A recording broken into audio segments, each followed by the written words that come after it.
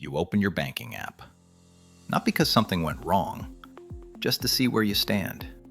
The numbers aren't disastrous. You're paying your bills, you're getting by, but that familiar thought shows up again. I should be further ahead than this. You've been working for years. You followed the path you were told would lead to security. You make decent money, at least on paper, and yet everything still feels fragile. One unexpected bill, one job change, one bad year. If you've ever felt like you're running hard, but not really escaping anything, you're not imagining it. Here's the uncomfortable truth almost nobody explains. Wealth doesn't grow smoothly. It moves in stages. And most people never make it past stage 2. Wealth behaves like levels in a game. Each stage has different rules, different risks, different traps. Use the wrong strategy in the wrong stage, and you get stuck, sometimes for life. Today, I want to walk you through the 5 stages of wealth, why most people get trapped in stage 2, and what has to change if you want to move forward. Stage 1 is survival. Stage 2 is stability. Stage 3 is buffering. Stage 4 is growth. Stage 5 is independence. Let's start at the beginning. Stage 1, survival. This is where almost everyone starts. Stage 1 is not about wealth. It's about getting through the month. Your main question here is simple. Can I cover my basic expenses this month? Rent or mortgage? Food, utilities, transportation. At this stage, income matters a lot. Not because income creates wealth, but because not having enough income creates constant stress. When you're in survival mode, your nervous system is running the show. You're not bad with money, you're responding to scarcity. Scarcity narrows your thinking. You focus on immediate threats instead of long-term planning. That's biology, not a character flaw. This is why advice like, just invest early, often feels impossible here. If you don't have margin, investing feels irresponsible. Stage 1 ends when one thing becomes true. You can reliably cover your monthly expenses without panic. Not comfortably, not easily, just consistently. Stage 2, stability. This is where most people get stuck. Stage 2 is the most dangerous stage because it looks like success. You're no longer in survival mode. You have a job. You pay your bills on time. You might even save a little. From the outside, you look financially fine. But underneath, everything is still fragile. Stage 2 is defined by one thing. You can survive month to month, but you have no real buffer. Miss 1 or 2 pay cycles and everything starts to unravel. This is where most of the middle class lives. And this is where most people stay until they retire or die. Why? Because stage 2 rewards compliance, not progress. You're told that if you just keep doing the right things, everything will eventually work out. But structurally, you're stuck. Let's talk numbers. If you earn $80,000 a year, but spend $5,500 a month just to live, you're in stage 2.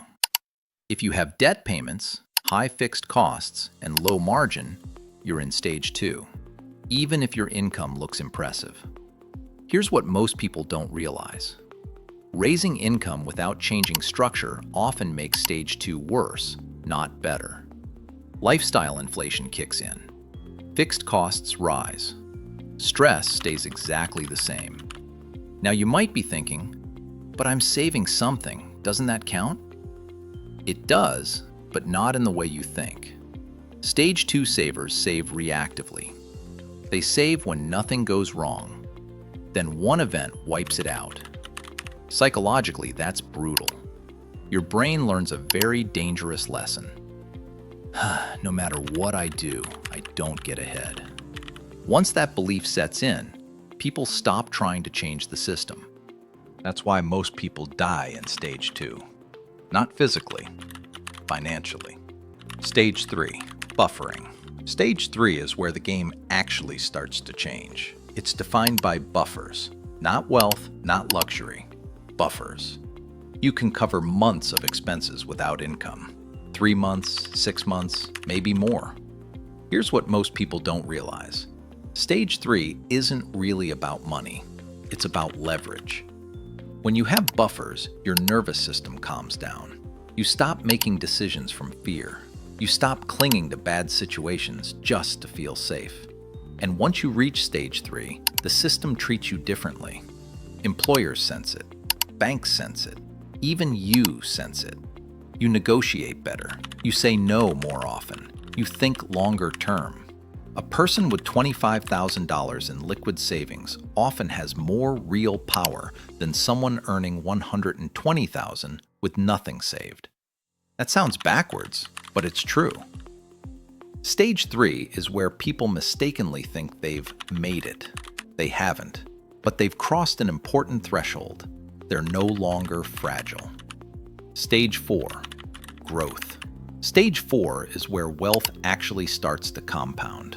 Not because you suddenly become brilliant, but because the system finally works with you instead of against you. At this stage, your expenses are controlled, your buffers are solid, your decisions are no longer reactive.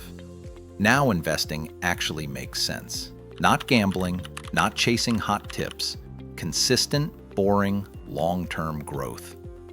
Investing before stage 3 is like planting seeds in a storm. Investing in stage 4 is like planting seeds in stable soil. Same actions, completely different outcomes. This is also where income becomes less important than structure. Someone earning $90,000 with low fixed costs and steady investing can outpace someone earning $150,000 with chaos underneath. Stage 4 is rare, but it's reachable, and it requires something most people avoid: patience and restraint when you finally start doing well. Stage 5, independence. This is what most people think wealth is, and very few ever reach. Stage 5 is defined by one thing: your assets can support your life without your labor. Not necessarily forever, not in some fantasy lifestyle, but meaningfully. At this stage, work becomes optional. Time becomes flexible. Stress drops dramatically. Stage 5 is not about a magic number. It's about alignment. Your living costs, your asset income, your risk exposure. When those line up, freedom appears. People don't fail to reach stage 5 because it's impossible. They fail because they never escaped stage 2 long enough to build toward it. So why do most people never leave stage 2? Because stage 2 is comfortable enough to tolerate and dangerous enough to drain decades. High fixed costs, normalized debt, low margin, constant volatility. The system rewards you for staying predictable, reliable worker, reliable spender, reliable borrower, and it never explains that there's another path. So what do you do with this? You don't escape by trying harder. You escape by using the right strategy for your stage. If you're in stage 1, focus on stability. If you're in stage 2, focus on margin and buffers, not lifestyle. If you're in stage 3, protect your buffers and design for growth. If you're in stage 4, stay boring and consistent. If you're aiming for stage 5, prioritize resilience over status. Most people don't fail because they lack discipline. They fail because they were taught the wrong rules for the stage they're in. Once you understand the stages, shame disappears. Confusion fades. Progress becomes intentional instead of accidental. Most people die financially in stage 2, not because they didn't work hard, but because no one ever told them there were other stages. Now you know, and knowing changes how you play. If this helped you see where you really are and where you want to go, subscribe. This channel exists to explain the systems behind money, not to shame people for struggling inside them. Thanks for watching.